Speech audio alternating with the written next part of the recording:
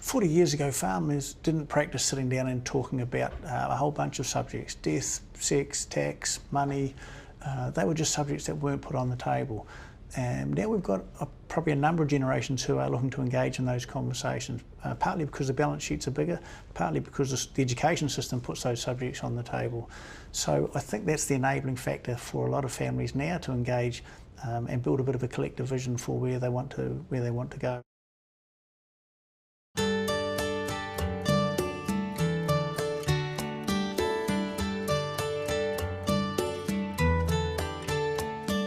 We are 150 kilometres north of Auckland at a place called west of Whangarei in the North Island of New Zealand. Operation running 1,000 cows plus support animals and some forestry.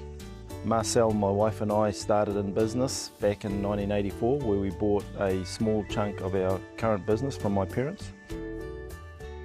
We have 3 boys, Ian, Tim and Roger, 30, 28 and 26.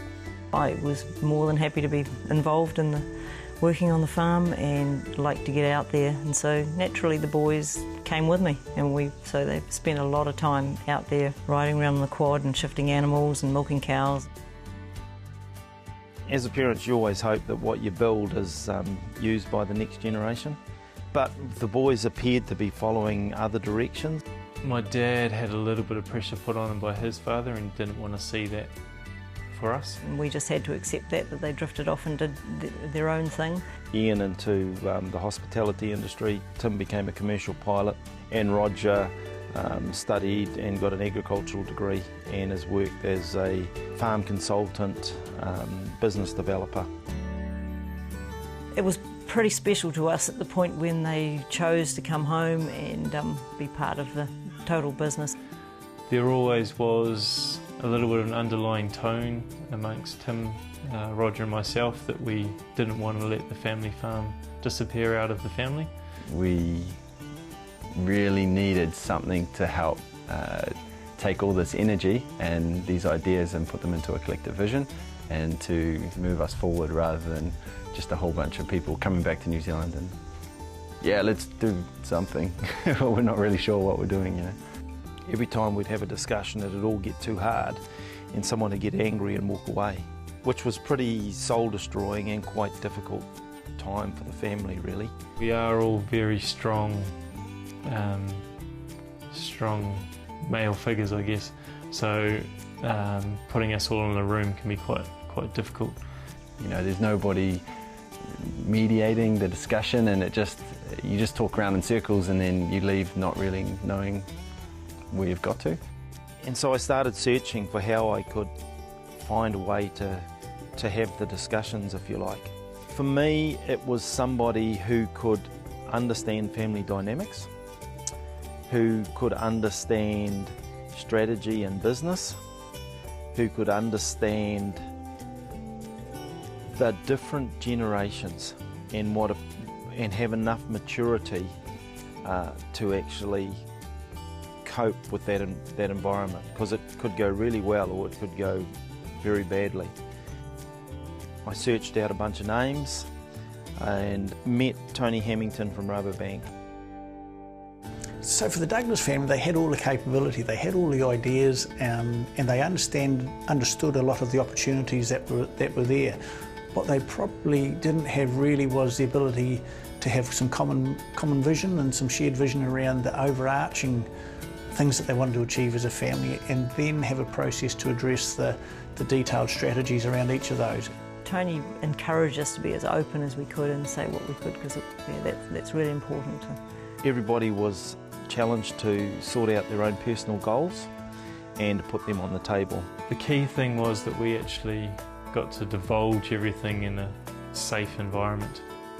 It was good to really hear what everyone wanted in future and the directions everyone wanted to follow, and realise that we could do it together and make it work. At that point I was thinking that it was about a family farm, but it's actually about a chunk of family capital, which is both human capital and financial capital that you've built up. And it's about each generation achieving what they want. So we went through that process, and at the end of the 2 days we had a high-level strategy that we could build off.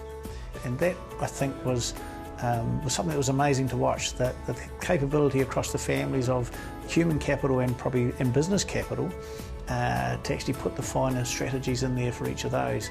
And within a short space of time, they were flying. We had clear goals in place and a clear idea of how we were going to achieve those goals. We set up a company for them, ITR Ag, which is Ian, Tim and Roger, and their third shareholders. They had no cash. So Marcel and I effectively guaranteed their loan for the first farm. So we've got 1,650 cows, we've got 15 full-time staff and a number of casuals.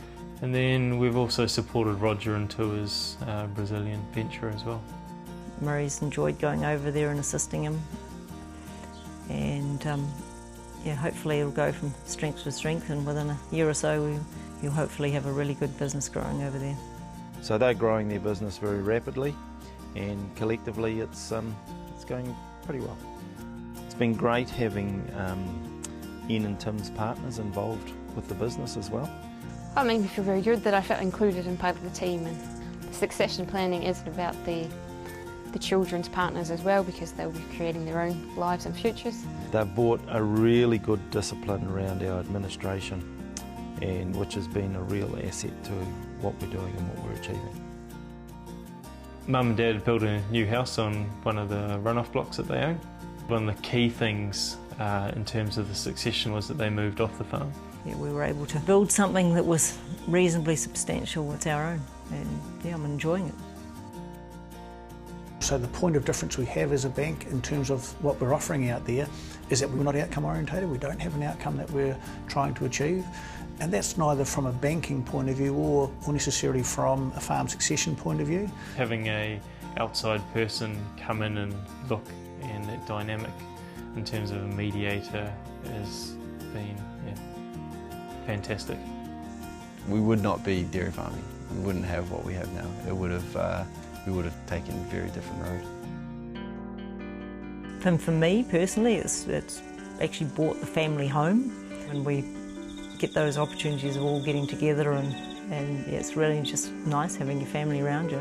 We've achieved an awful lot in the last 4 years, and to be collectively working together, and for me to be able to be working with my sons, not as sons, naturally there's always the father to son relationship, but as peers in business, it's just an amazing place to be.